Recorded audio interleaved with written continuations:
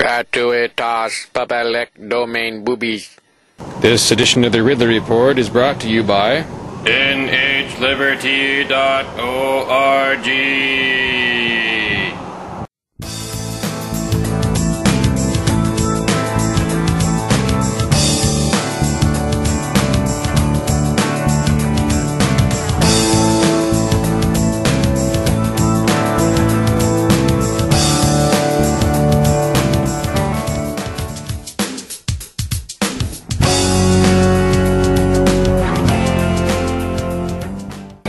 Standing here with Dave Walker, who is you're out in front of this bill that's about to be heard, which is going to deal with the question of seed being blown onto your property and you being charged with a crime because someone's genetically modified seed landed on your property and it started growing. Exactly.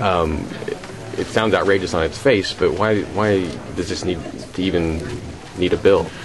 Well, reason being is that if I'm an organic farmer and I'm adjacent to a property across the road or a neighboring property to somebody who's growing a GMO product, their seed or pollen can roll over or fly over to my crop and contaminate my crop, which I have no interest in participating in any GMO crops or eating any. I've got my organic kid right here who's been organic since day one.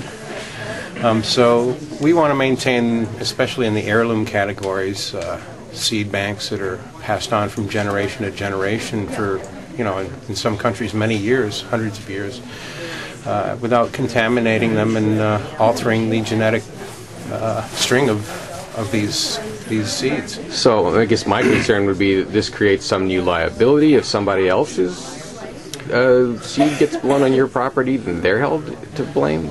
Well, it's unfortunately the big part of this whole contamination issue is nature itself. Wind, rain, that sort of thing. So it's a very controversial issue. I think we all have a right to know what we're able to eat and what we're able to grow without being threatened by our neighbor. Well, wouldn't they be threatening you just by building on their own property or growing on their own property? Doesn't it affect their property rights too? Certainly, in a way, it would. Yeah, it would. I realize that the issue goes both ways, where people are being charged with having stuff grown, the stuff that lands accidentally on their property, supposedly. Yeah. I don't know if this bill addresses that issue too, but I believe it does. There are two bills in place here, one regarding the labeling of seed, genetically modified seed, and the other is regarding the liability. So there are two separate bills here today. Yeah. The liability one is the fact that, if my neighbor has contaminated my land, Monsanto has a right to come after me because all of a sudden I am growing Monsanto seed that has overwintered and started growing. Especially there's an example in British Columbia regarding this issue in which an adjacent farmer across a road, I believe, was charged with growing Monsanto's crop without proper licensing from Monsanto. However, what had happened was the bush of canola had rolled across the road, such as like a tumbleweed would, and deposited seeds on the neighbor's organic field and started growing, and Monsanto investigated it and found out that it was indeed a Monsanto genetically modified seed.